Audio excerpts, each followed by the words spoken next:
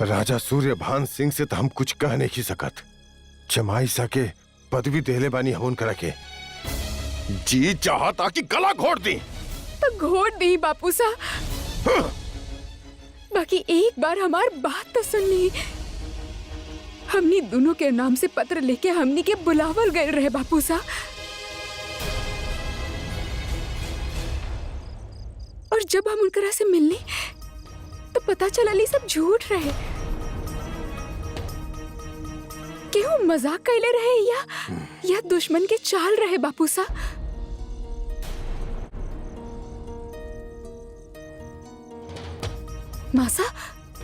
मासा आप तो हमार बात माना तानी ना? ना, आज तो हर बात माने के मन न कर रहल बा जोधा।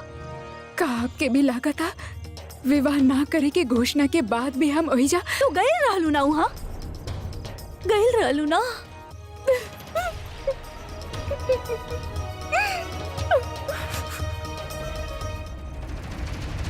हमार बस चले तो हम जल्द से जल्द ही दोनों के विवाह कर दी। तो कहे ना हमनी के कोनो शुभ दिन पे इलो के विवाह तय कर दी। हमरा भगवान दास के सुझाव अच्छा लागल। आप ठीक कह रहल बानी। नाग पंचमी से अच्छा शुभ मुहूर्त कोनो ना हो सकेला। किंतु प्रश्न ये उठा था कि राजा सूर्यभान सिंह के समझाई के हम समझाई बुन के, हम जाए बुन से मिले। ना मैनावती, ये गो रानी के शोभा ना देवेला। पर एक माँ की तो शोभा देला, खासकर जब ओकर बेटी के जीवन की बात होके त। मैनावती ठीक कह रहल बाड़ी भरमल। ओके सूर्यभान के पास जाए दी, ओके बात करें दी। वैसे भी पुरुष स्त्री के बात कम टाले ले। जैसन आप कहीं मासा।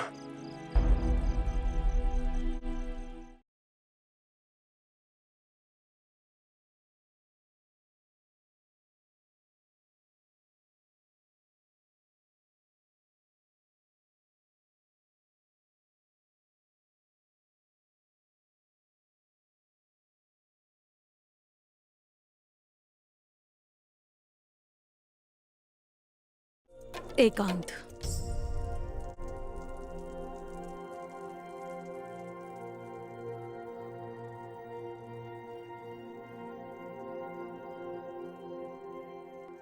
जवाई सा,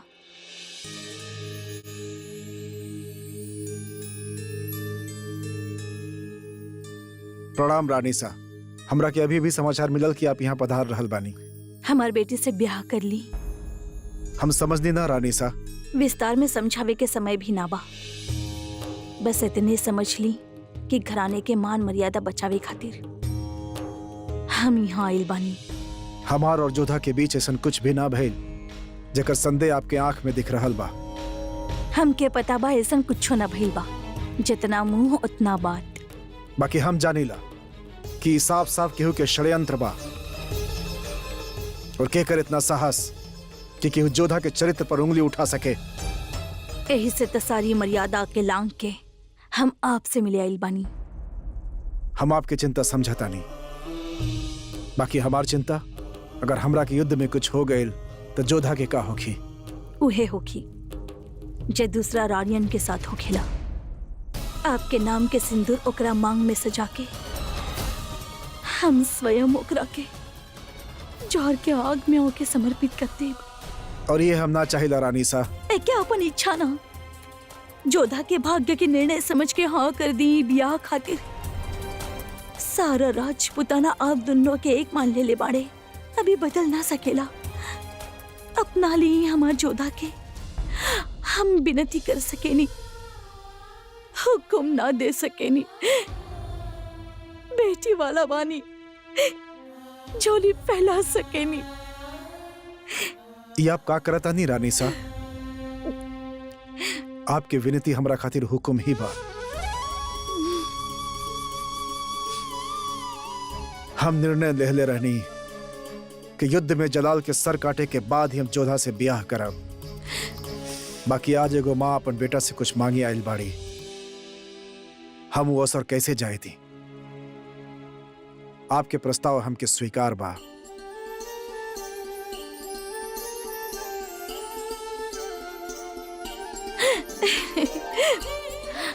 अपन मासा और बापूसा के हमरा और से बधाई दे दी है।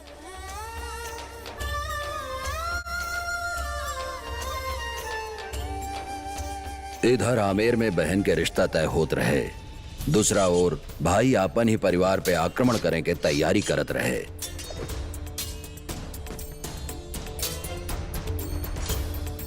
क्या चलावा अपन तलवार, लगावा अपन पूरा ताकत। जब तक सेना ही कमजोर होगी तब तक राजा के युद्ध जीतल असंभव बा।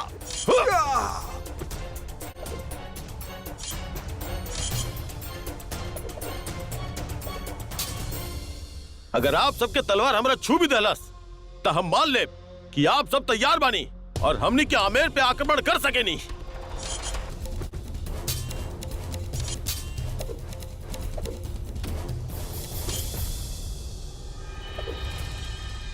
सुदामल जी, आप एगो कुशल योद्धा बानी, आपसे जीतल ते दूर हमने खातिर आपके छुअल भी असंभव बा। हर योद्धा में पूरा सेना के सामना करे के ताकत होके के चाहिए। हम चाहत नहीं कि हमनी के हर योद्धा सुजामल होके। आपके तरह की वो तलवार चला भी ले सुजामल जी, लेकिन वो वार में वो बात कहा जो आमेर खातिर आपके तड़प में बा।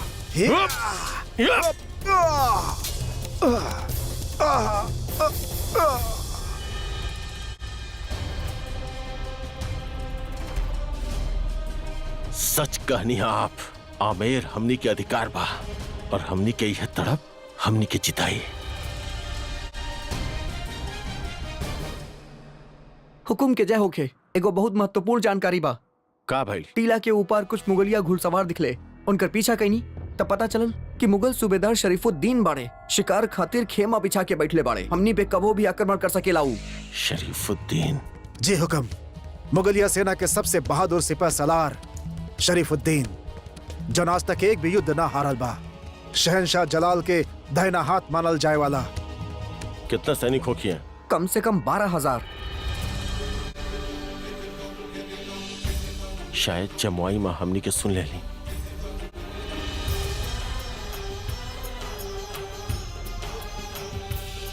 दिन दोगुनी रात चौगुनी ब्याह की तैयारी शुरू कर दी। ब्याह ऐसा होके के चाहिए कि सारा राजपुताना एक याद रखे, स्वयं इतिहास भी तैयारियन के लिखे खातिर आतुर हो जाए, सारा महल रोशनी से जगमगा दी। सुनार से कहा कि गहना ऐसा बनावे जे कभी केहू देखले ना होके। महामंत्री से कहा कि राजपुताना के सब राजा लोग के आमंत्रित करे, केहू भी छूट ना पावे। मैनावती बड़ा खुश लग रहल बाड़ू। काहे ना होखी मासा, माँ के जीवन में सबसे बड़ा अवसर बाड़ी। बस देख रहल बानी कि सारा तैयारी ठीक से हो जाए, जोधा के विदाई हो जाए। कभी कभी ऐसा लागेला ये महल ई गलियारे बिल्कुल औरत के हृदय जैसन हो खेले। इमे का चलेला केहू के कुछ ना पता। हमको समझनी ना, उ दोनों पत्र तू ही भेजले रहलू ना मैनावती।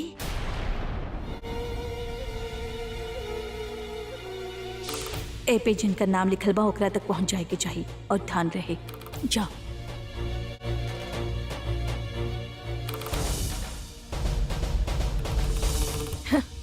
तू चाहत बाड़ू कि युद्ध से पहले जोधा और सूर्यभान के ब्याह हो जाए। बाना, तू ऐसा काहे चाहत बाड़ू ई हम ना जानी ले और जाने चाहत भी ना बानी, लेकिन हम खुश बानी मैनावती। कहले महल के रानी गहना बनवावेनी, बेटियन के विदा करेनी, पति जब भोजन करेला तब पंखा हिलावेनी। लेकिन मैनावती, तोहार खेल देख के हमके बहुत खुशी भइल, हमके बहुत अच्छा लागल।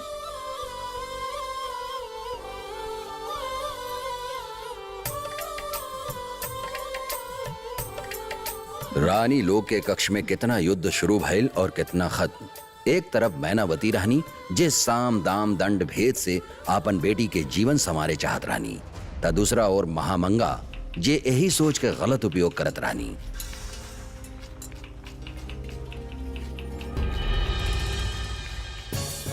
ठीक से चल ना सकेलू तो काम का खाक करबू और न तक काम के नकाज के निकाला एक रहे जैसे बाहर। काहे परेशान कर रहल बाड़ू इनके? आप यहाँ काहे आईनी? काला मगा महामंगा तशरीफ ला रहल बानी।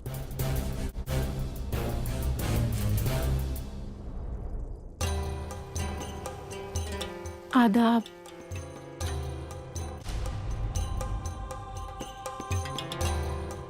आदाब।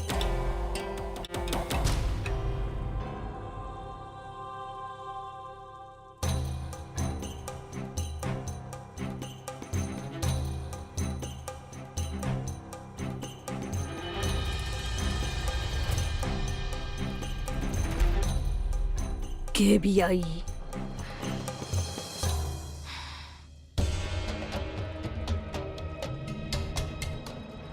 तू यहाँ का कर रहल बाड़ू? इतना भी न जाने लू कि मुगलन के बावर्ची खाना बा। यहाँ तोहरे जैसन काफिर के आइब मनाबा। काहे आई रहलू यहाँ? फर्श के सफाई करे आयल रहनी। हमार काली माता के जंतरी यही जे कहीं खो गइल बा।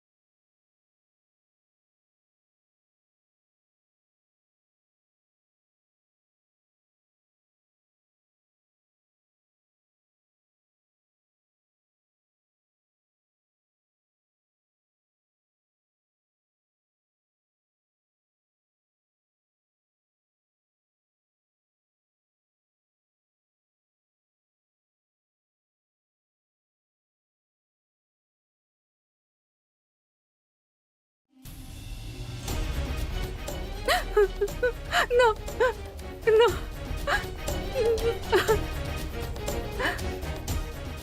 दिखाओ अब अपन खुदा की जात। बुलाव अपन खुदा के अपन मदद खातिर। का भाई हिम्मत हार गई?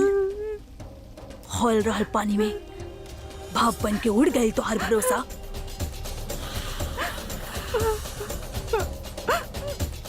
तोहरा खातिर अपन खौफ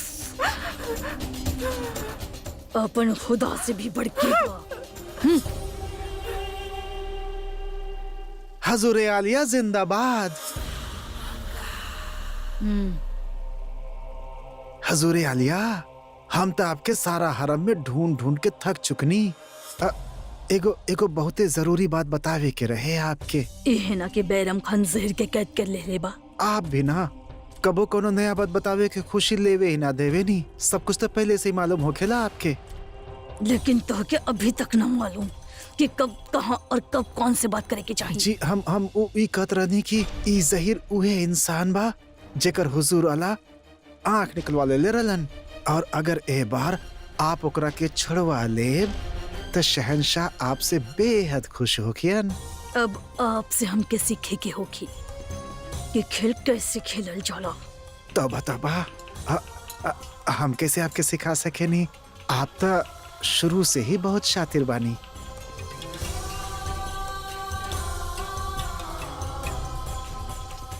लीजी ई कनी हम मुंह बंद और चलनी हम।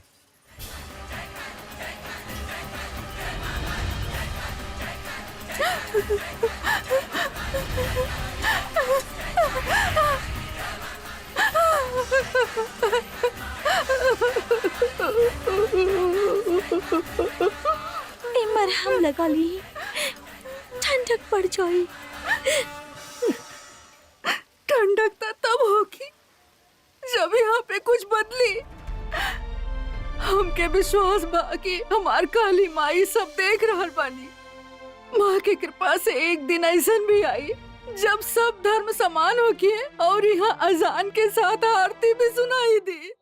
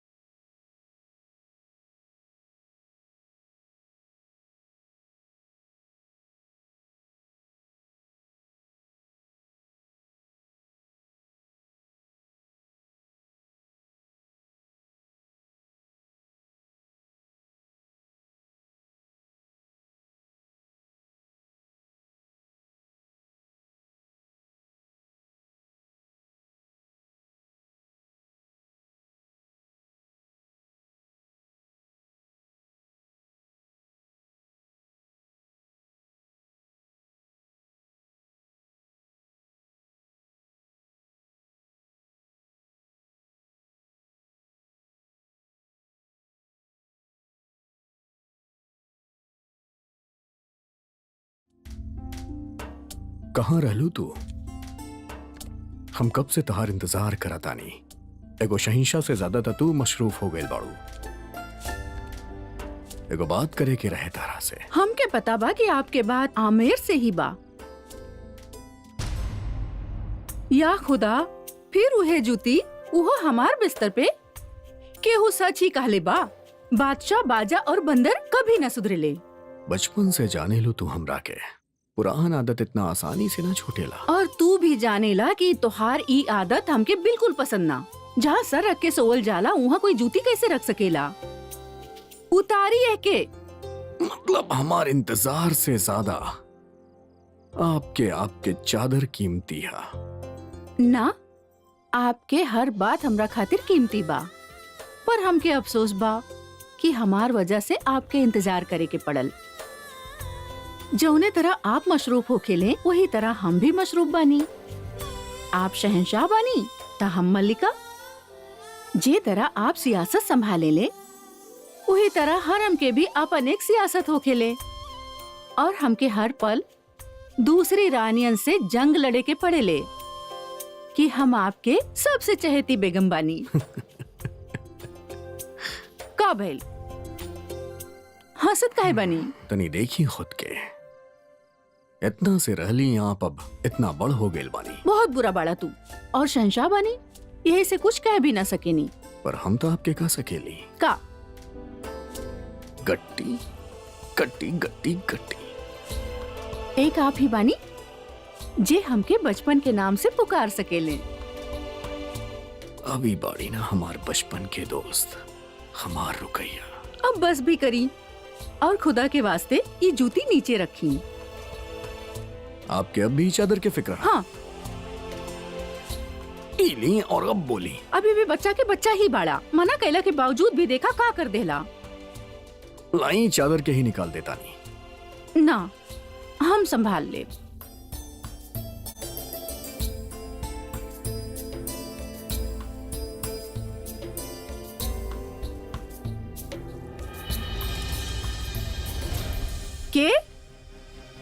के बा वहाँ पे?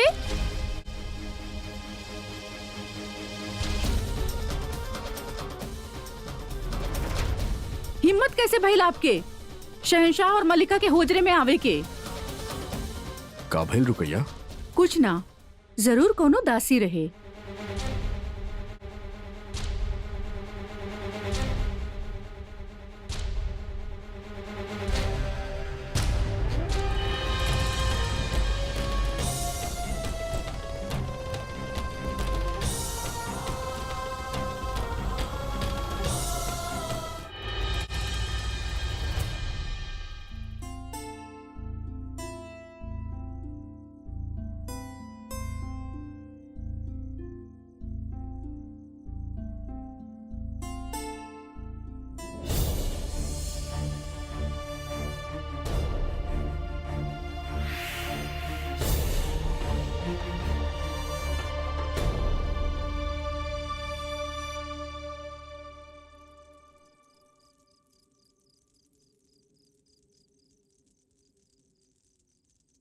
ऐसन भी का बात हो गई जे इतना रात के आपके यहाँ आवे के पड़ल? शहंशाह से मिले खातिर हम पे वक्त के पाबंदी ना बा। पर जब वो रात के वक्त अपन मलिका के साथ होखे तब उनके हर लम्हा पे सिर्फ उनकर मलिका के हक होखेला। जे भी बात बा आप कल सुबह कर ली। शहंशाह ए वक्त आराम कर रहल बानी।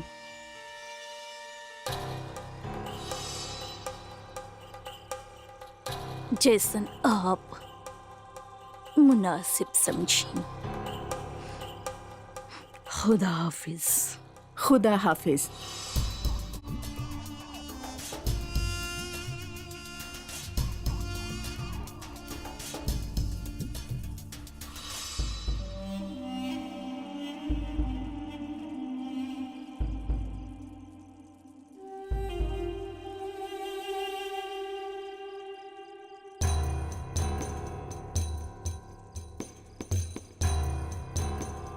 आप बता देनी शहंशाह के बहराम खान के करतूत के बारे में? कभी ना, हाय हाय काहे? शहंशाह के मलिका हमके उनसे मिले न दिलस।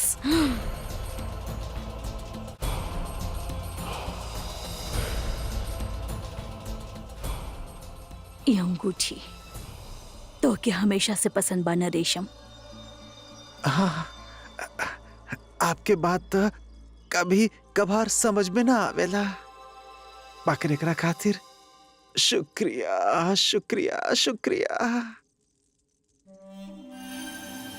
हाय हाय अल्लाह, जहर जहीर खातिर बा। जहीर? जहीर के ई जहर तू देबो हम? और इल्जाम आई बैरम खान पे और शहंशाह तक ये बात काहे न पहुंचल बा। ओकर जिम्मत बेगम रुकैया अभी अभी ले ही चुकल बाड़ी। देखिए ये जहर एक साथ 3-3 चेहरा नीला करी। जहीर, बैराम खान और बेगम रुकैया। देखिए हरेशम, कल के सुबह एक और नया रंग लेके आई।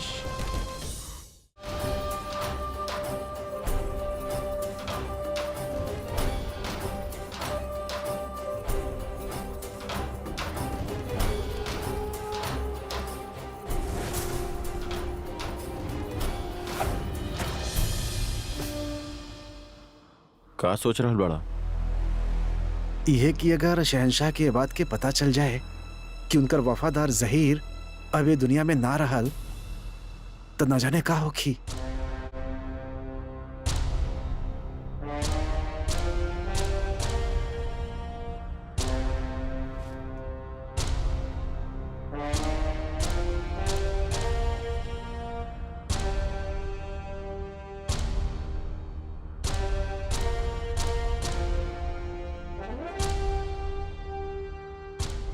सुभान अल्लाह, बहुत खूब। अब एकरा जरिए हम पूरा जहां पे हुकूमत करब।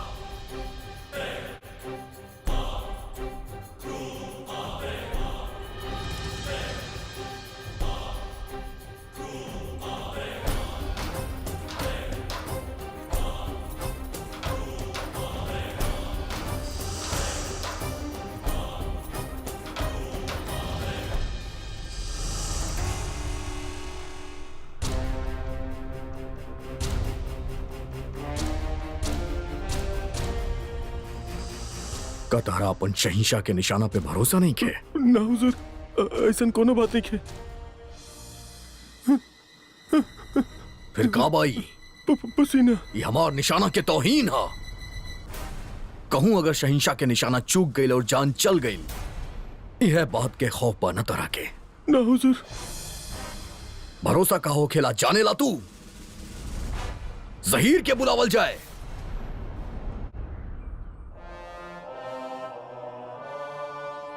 भले ही ओकर आंख निकाल लिहल गईल बा, लेकिन अब भी ओकरा अपन शहंशाह पे पूरा भरोसा बा।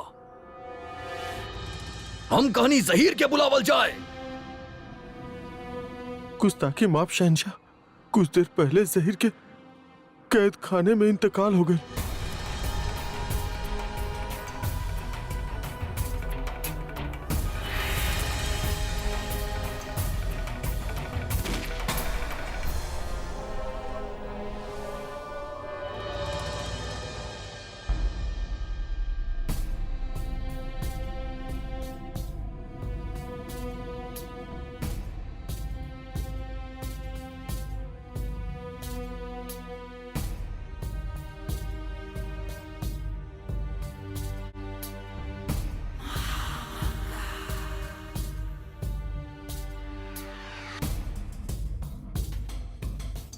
जहीर के कैद करे के हुक्म के देहलस? वजीर आला।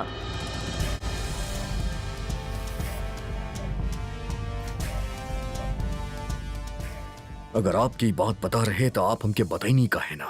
वो वक्त आप बेगम साहिबा के साथ होजरी में रह ले।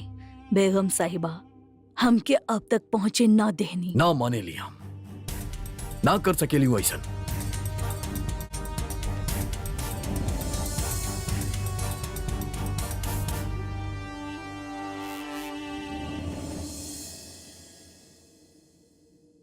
ई बाड़े ऊ जे कल रात हम पे फेंकल गई रही। हमके ई बात के गिला ना बा, लेकिन जहीर के मौत की जरूर बा। रुकैया बेगम के हमसे मुखातिब होके के इत्तला कइल जाए। ओकरा खातिर आपके हरम जाए के होगी। बेगम साहिबा बानी ओ यहाँ तशरीफ ना लई हैं। कादा उन करा के ये हुक्म बा हमार की वही वक्त यहाँ पेश होके।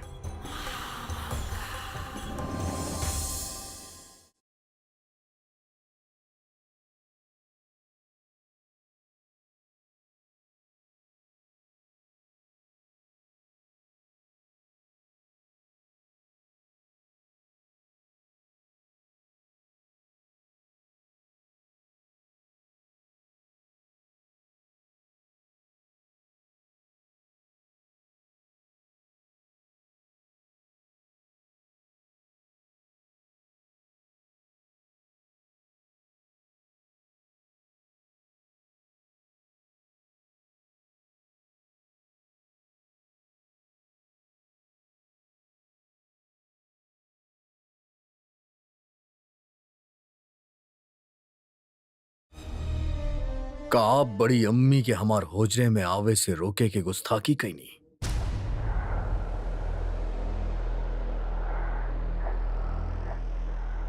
हम ना जानत रहनी कि कैलू या ना कैलू। जी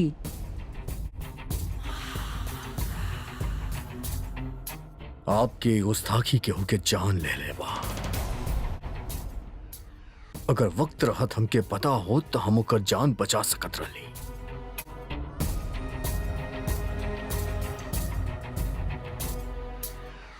जाई यहां से।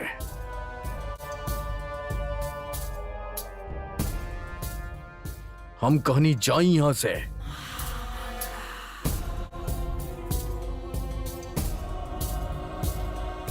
जाई यहां से।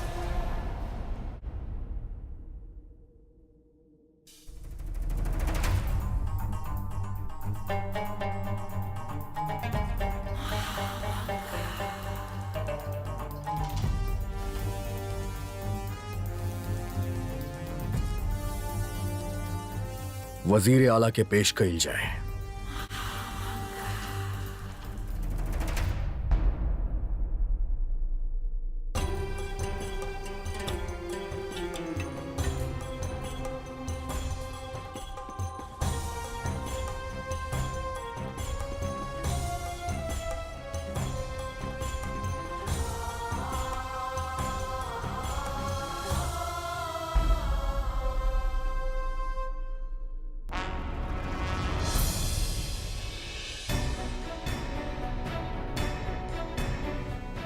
आप जहीर के कैद खाना में डाले के फैसला काहे लेनी? आपके उम्र जब 14 बरस के रहे वो वक्त से ई फैसला हमी ता ले दावत बानी। आपके वालिद मोहतरम आपके हिफाजत की जिम्मेदारी हमके देले रहले। आपन फर्जन के तरह पाले बानी आपके। हम ऐसन कौनो फैसला ना करब जे आपके हक में ना होके। पर का आपके ना लागेला कि जहीर के कैद खाना में डाले के आपकी फैसला गलत रहे? यकीनन ना। वो तमाम आवाम में अफवाह फैलावत रहे कि सल्तनत दरअसल बैरम खान चला रहल बाड़े और शहंशाह महज उनके हाथ के कठपुतली बाड़े। अब आप ही बताएं, का हमारा फैसला गलत रहे? और रहल बात जहीर के खुदकुशी के, ताऊ ओकर जाती फैसला रहे। आपके और हमरे बीच जे शख्स जहर गोली ओ करता यह हश्र होगी। हम वह कहनी जे वजीर सल्तनत के करे के चाहिए।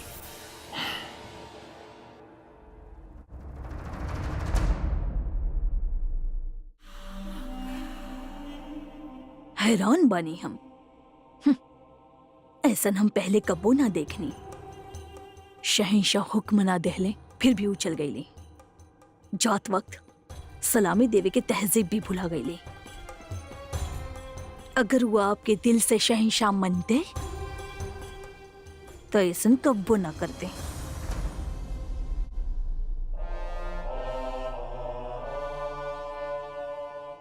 हमार जिंदगी में सिर्फ 3 ही लोग की अहमियत है, खान बाबा के, रुकैया बेगम के और आपके।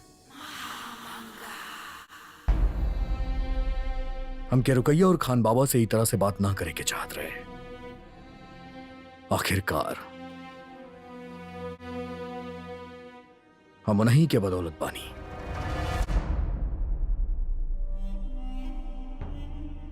गुस्ताखी माफ होके शहंशाह। हम और वजीर आला आज तक जे कुछ भी कैले बानी वो हमने के फर्ज रहे, एहसान ना। हमारा और उनकर होखा बाप के ताकत बने के चाहिए, कमजोरी ना। शहंशाह ये ताकत बहुत सख्त हो खेला और उपे बैठे वाला और भी सख्त होके के चाहिए। माशाल्लाह आपके जूतियन के नाप अब बड़ हो गए बा शहंशाह। वक्त आ गई बा कि आप अपन फैसला खुद लेवे, अफवाह के हकीकत बने ना दी और आवाम के बता दी कि शहंशाह के फैसला कौन भी वजीर आला के सोच के मोहताज ना बा।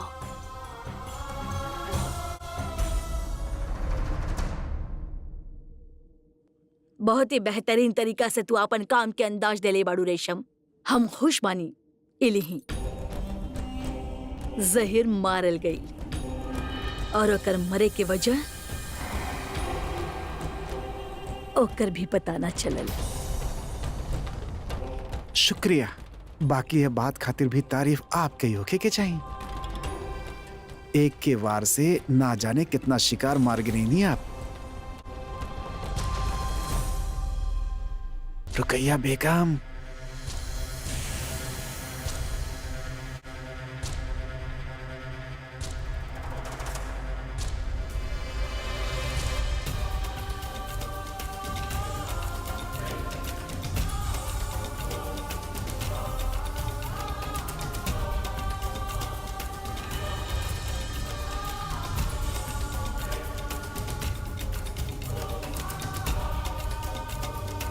त शतरंज खेले के शौक आपके भी बा। हमके ई बात के इल्म आजे भइल। चाल अच्छी रहे पर याद रहे अब बारी हमार है।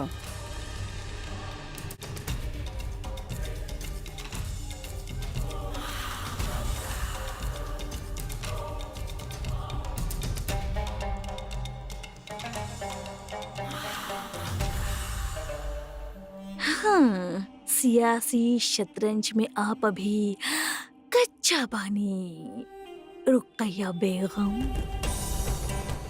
आपके खातिर बेहतर ये होगी कि आप जलाल की रिजा के रखे के तौर तरीका पे गौर करें। खुश रहिए आप।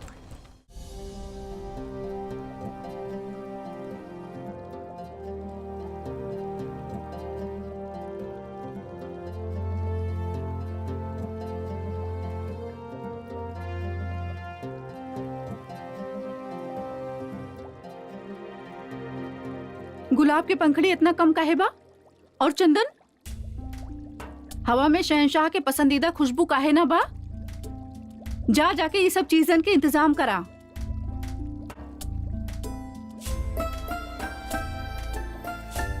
हम अपन ख्याल में इतना मशरूफ हो गए रहनी के इस सब बात के हम तवज्जो ना दें। यही खातिर तब बेगम होखे नी कि अपन शोहर के छोट छोट बातन के ध्यान रखे। और तू तोहार ध्यान कहाँ बा? जा जाके शहंशाह के बदन के पोछे खातिर मखमली कपड़ा के इंतजाम करा। और हाँ, साथ ही उनके खाए खातिर शाही बाग से चुनल गईल बेहतरीन खजूर के भी इंतजाम करा। और शहंशाह के जख्म पे लगावे खातिर केसर और मलाई के लेप लेके आई।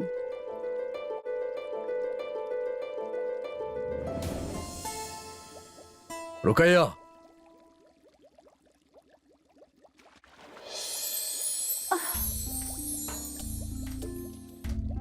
ठहरी रुकैया बेगम, जात जात हमार गुलशन के सुलझा जाई।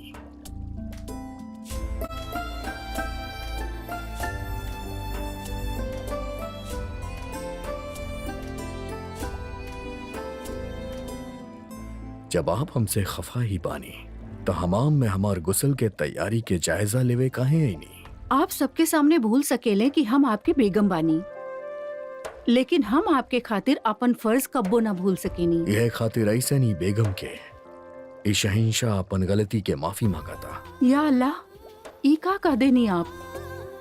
माफी तो हमके मांगे के चाहिए।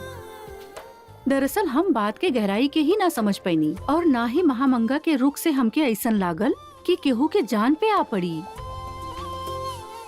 गुस्ताखी के माफी मांग के हम एक बात के दरखास्त करब और हमके ये यकीन बा कि आप हमारी दरख्वास्त जरूर पूरा करी हैं। फरमाई। आज के बाद आप सबके सामने हमके बिल्कुल न डांटब। आपके और हमार रिश्ता इतना कमजोर ना जे सबके सामने दम तोड़ देवे, पर यकीनन ऐसन ही बात से सभी के हमनी के सामने सर उठावे के मौका मिल जाला। केकर इतना हिम्मत जे हमार बेगम के सामने सर उठा सके। हम जानत रहनी कि आज भी हम आपके सबसे चहेती बेगम बानी, यही से हम सबके दिखावे खातिर यहाँ आयल रहनी। हम क्या लगल आप हमरा खातिर यहाँ आयल बानी। हम आपके खातिर कहे आए? आपकी यह सब बात आपके हमार सबसे पसंदीदा बेगम बनावेली और हम अपन सफाई में सिर्फ इतना ही कहब कि जहीर के इंतकाल हमरा के हैरान कर देले रहे। हम खुद पे काबू ना कर पैनी और हमारी गलती के आप इतना बड़ा गुनाह बना देले। वैसे भी ये सब चीजन की वजह महामंगा बानी, उनके ही वजह से ये सब। देखी, हम बड़ अम्मी के खिलाफ एक लफ्ज ना सुनाब। काहे न सुन सकेले? आप इस सब के अपन जिंदगी पर हुकूमत करे के इजाजत देले बानी। हमार जिंदगी पे तो सिर्फ एक ही इंसान हुकूमत कर सकेला। कौन? आप। हम अपन बचपन के दोस्त से ही वादा करतानी कि चाहे हमार जिंदगी में चाहे कितना भी बेगम काहे ना आए, हमार रुकैया बेगम के दर्जा उनसे कहीं गुना ऊपर होई। आप जाना तानी कि दिल तो हमरा पास बा नहीं खे, पर हमार जहन पे सिर्फ और सिर्फ हमार रुकैया बेगम ही राज कर सकेली। कहे कि कबो भी कोनो भी हमार रुकैया बेगम के जगह ना ले सकेला।